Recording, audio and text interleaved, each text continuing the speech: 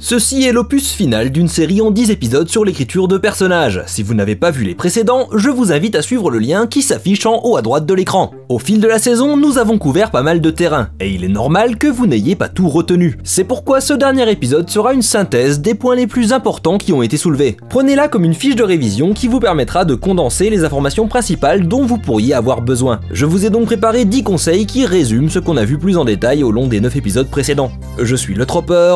Bienvenue dans la page blanche.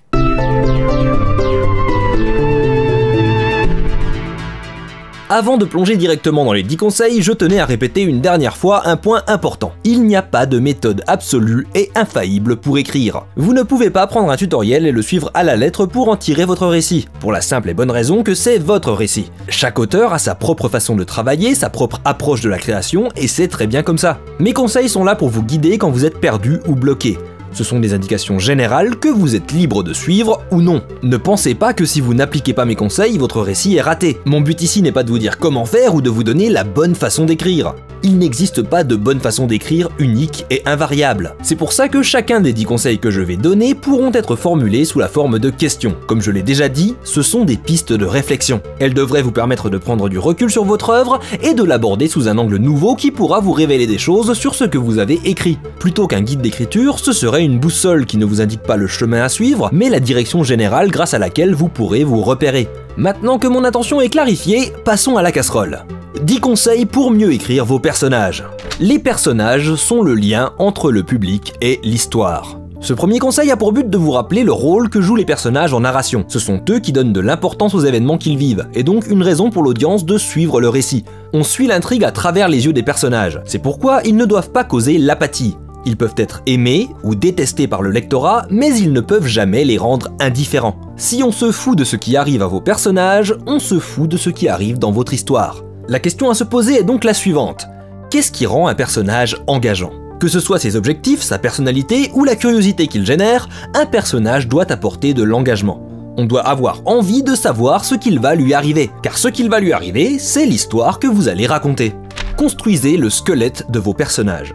Avant de pouvoir faire des personnages tridimensionnels, il faut vous assurer d'avoir des bases solides. Le squelette d'un personnage, c'est ce qui vous garantit une compréhension globale de qui il est et du rôle qu'il joue. Un personnage complexe sans un squelette simple, c'est un personnage qui risque de ne pas captiver l'attention du lecteur. Si sa personnalité va dans tous les sens, qu'il est dur à cerner, il a moins de chances d'engager l'audience. Le squelette permet de créer un personnage constant, ou tout du moins cohérent. Une très bonne question à se poser, c'est, en une phrase, qui est ce personnage ?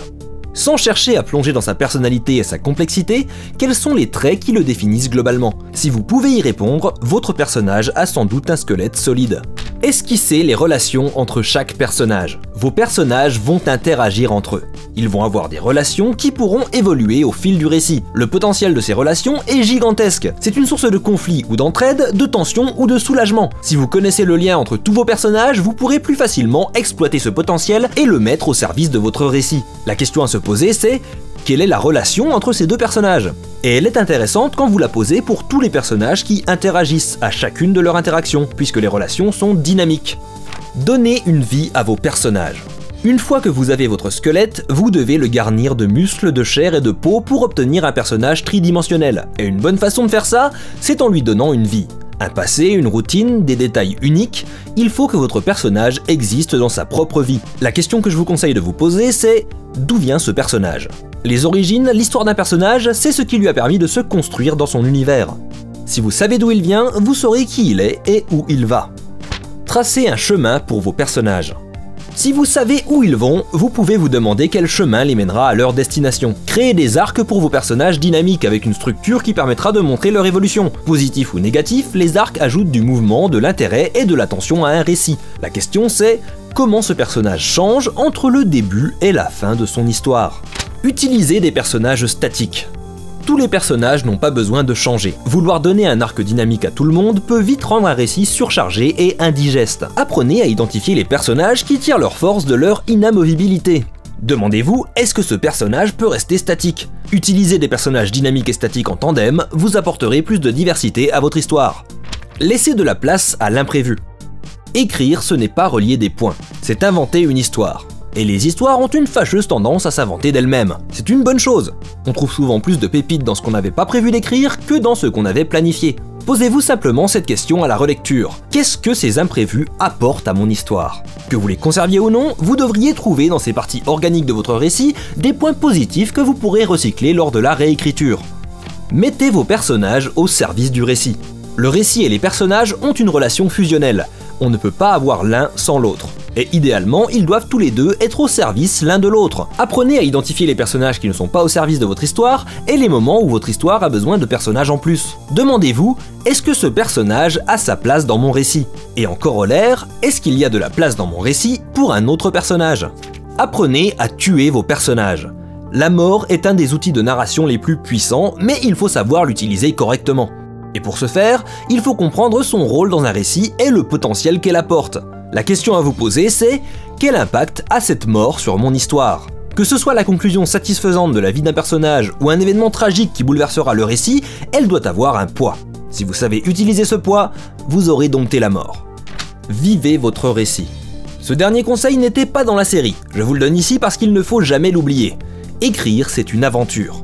Vous ne pouvez pas écrire froidement et avec détachement. Si vous-même n'êtes pas investi dans l'histoire que vous racontez, comment voulez-vous que les lecteurs le soient? Vous devez vous attacher à vos personnages, vous devez être curieux de votre propre histoire. C'est même la meilleure des curiosités parce que c'est la seule où vous possédez toutes les réponses aux questions que vous pouvez vous poser. On dit qu'un auteur doit avoir les larmes aux yeux quand il écrit une scène triste et je pense que c'est un peu vrai. Laissez les mots être plus que des mots. Oubliez un peu la page blanche et froide. Plongez dans votre univers, rencontrez vos personnages.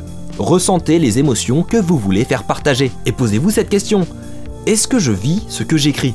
Mettez votre cœur dans votre récit et croyez-moi, ça se ressentira à la lecture.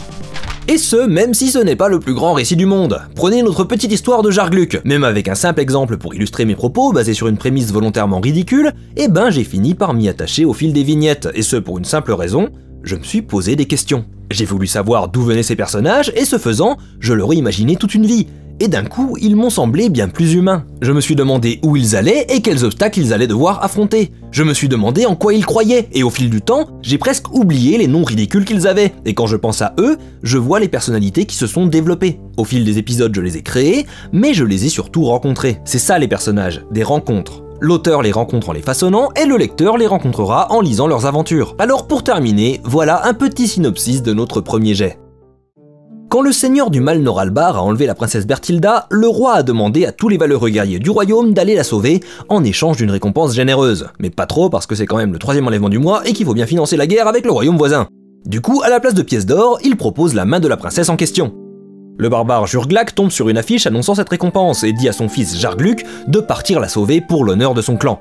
Ce dernier accepte et se convainc qu'il sera heureux en épousant une princesse qu'il n'a jamais rencontrée. Sur sa route vers le château de Noralbar, en s'arrêtant dans une taverne, il rencontre le chevalier Lancevin, qui boit de tout son soûl, et lui avoue qu'il compte sauver la princesse lui aussi. Jargluc est tombé sur son rival, et il a de quoi s'inquiéter. En tant que chevalier de carrière, Lancevin sait très bien se battre, tandis que Jargluc n'a jamais été capable de soulever sa propre massue.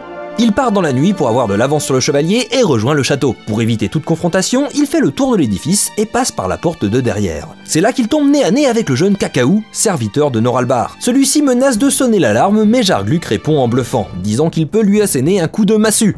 Effrayé, le jeune serviteur est contraint d'aider le barbare à rejoindre la princesse, à qui il était censé apporter son repas. Mais alors qu'il passe la cour du château, des gardes de Noralbar les repèrent. Ils se jettent sur eux et Jargluc ne fait pas le fier. Il est blessé et un peu de sang se met à couler. À la vue du liquide rouge, Cacahou perd conscience. Mais soudain il se relève, les yeux vides, comme porté par une force extérieure. Jargluc n'a pas le temps de comprendre ce qui se passe, et tous les gardes se retrouvent à terre, inertes. Le barbare est impressionné et soulagé, mais le jeune garçon se tourne alors vers lui, toujours enragé. Il l'attaque et Jargluc ne peut rien faire sous les coups de Cacahou. Mais c'est alors que le garçon s'immobilise, comme gelé sur place. Le tonnerre frappe. Descendant des airs, son sceptre à la main, le sorcier Noralbar a mis fin au combat. Les deux protagonistes sont enfermés dans les cachots et ont l'occasion de parler. Cacahou ne se souvient pas de ce qui s'est passé et est choqué de l'apprendre de la bouche de Jargluc. Il se confie et lui dit qu'il a déjà vécu ça plusieurs années auparavant et que quand il s'était réveillé, tout son village avait été détruit. Dans un rare moment de faiblesse, Jargluc lui avoue être le pire barbare de son clan, incapable de se battre et que sa véritable passion c'était les insectes. C'est alors que les corps de guerre du château résonnent. Une attaque. Au dehors, Lancevin traverse avec aisance les forces de Noralbar. Il tranche à tout va les sbires et les gardes et finit par arriver dans les cachots où il trouve nos deux protagonistes. Il leur demande où est la princesse et les libère pour que Cacao lui montre le chemin. Ils gravissent les escaliers du donjon et rejoignent enfin la chambre de la princesse Berthilda. Celle-ci les accueille l'air blasé en leur demandant pourquoi ils avaient pris autant de temps. Lancevin lui annonce qu'il vient prendre sa main et elle se contente de répondre « Encore un ». Ils redescendent les marches du donjon, mais dans la cour du château, Noralbar les attend. Un affrontement se déclenche entre Lancevin et le Seigneur du Mal, pendant que les autres se contentent de rester sur le côté. Finalement, Lancevin met le sorcier à genoux et s'apprête à le tuer. Cacao proteste, ayant une certaine affection pour le Seigneur du Mal qui, il faut bien l'admettre, offre de bons congés payés et propose une mutuelle avantageuse. Mais Lancevin n'en a que faire. Il est le gentil, il doit tuer le méchant. D'un coup d'épée, le sang de Noralbar se met à gicler. Jargluc invite la princesse à le suivre à l'intérieur du donjon pour ne pas assister à ce qu'il anticipe. À la vue du sang, Cacao perd conscience et de nouveau il est pris de folie. Il commence à attaquer Lancevin et prouve être un adversaire redoutable.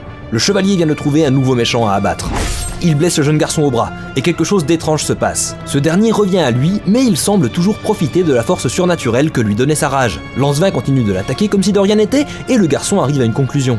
Dans ce monde, c'est tuer ou être tué. Pleinement conscient de ça, il se jette sur le sceptre de Noralbar, toujours au sol, et prend possession de son pouvoir maléfique. Il gèle Lancevin sur place et se déclare nouveau seigneur du mal. La princesse sort du donjon pour lui faire part de sa déception car c'était le seul gars un peu sympa de tout le château. Cacao gèle également Berthilda et annonce qu'il va apporter la paix dans le monde, mettre fin à la souffrance en devenant le seigneur du mal le plus puissant qui soit. Jargluc observe la scène, impuissant. Mais Lancevin réussit à briser l'emprise du sort de glace et se jette à nouveau sur Cacao. L'affrontement fait rage jusqu'à ce que la situation se termine en miroir du précédent combat avec Noralbar. Cacao domine, Lancevin est à genoux au sol. Le jeune garçon prépare une gigantesque boule de flamme pour en terminer avec le chevalier. Mais au moment où il la lance, un papillon se met sur son trajet et Jargluc s'interpose. La boule le frappe de plein fouet. Il est mortellement touché. Cacao lâche le sceptre, il retombe au sol. En un instant de clarté, il réalise ce qu'il vient de faire. Il demande à Jargluc pourquoi il a fait ça, et celui-ci, dans ses derniers mots, se contente de lui dire qu'il voulait protéger quelque chose qu'il aimait. Le papillon s'envole, indemne. Entre-temps, Lancevin s'est relevé. Il ne compte pas abandonner le combat. L'épée à la main, il se jette sur Cacao, désormais complètement inoffensif. Mais c'est la princesse Berthilda qui s'interpose. L'homme retient son épée et lui demande poliment de retourner à sa place dans son donjon. Berthilda refuse, et elle refuse également de l'épouser. Lancevin est confus. Ce genre de choses ne sont pas censées arriver. La princesse lui ordonne de disparaître et le chevalier, perplexe, s'exécute. Cacao ne comprend pas. Il pense qu'il méritait de mourir après ce qu'il avait fait. Mais la princesse lui explique la leçon qu'elle tire de tous ces événements. Le monde n'a pas à être comme il est. Les barbares ne sont pas obligés d'être des bourrins et ils peuvent se sacrifier pour un papillon. Et si les chevaliers peuvent être des vrais salopards, alors les seigneurs du mal peuvent être des gens bien. Ce qui compte, ce n'est pas qui ils sont, mais les choix qu'ils font. Cacao réfléchit un instant, puis il a une idée. Il ramasse le sceptre de Noralbar et le donne à la princesse. Celle-ci ne comprend pas au début, mais il lui explique. Le problème, c'est peut-être qu'on n'a pas donné le pouvoir aux bonnes personnes. Et avec le sceptre, la princesse fonda son propre royaume, dans lequel les gens n'avaient pas à faire ce qu'on attendait d'eux, mais où ils seraient libres de faire leur propre choix. Et c'est la fin de cette jolie petite histoire, en tout cas de son premier jet. Je ne pense pas revenir dessus personnellement, mais si vous avez aimé ces personnages et que vous voulez les utiliser pour vous entraîner, je vous les offre. Parfois, une petite histoire sans prétention comme ça, c'est une bonne occasion pour s'entraîner à écrire. Et c'est également la fin de cette saison de La Page Blanche. J'espère qu'elle pourra vous aider dans l'aventure de l'écriture. Si vous ne retenez qu'un conseil sur toute la série, c'est déjà ça de prix. Tout ce que je peux faire, c'est vous prêter quelques outils, mais ce que vous fabriquez avec, ceux que vous utilisez et ceux que vous laissez traîner, ça ne dépendra que de vous. Racontez votre histoire, découvrez vos outils préférés. Mais si jamais vous désespérez, que vous bloquez, n'oubliez jamais le point commun de tous les auteurs. On commence tous face à une page blanche.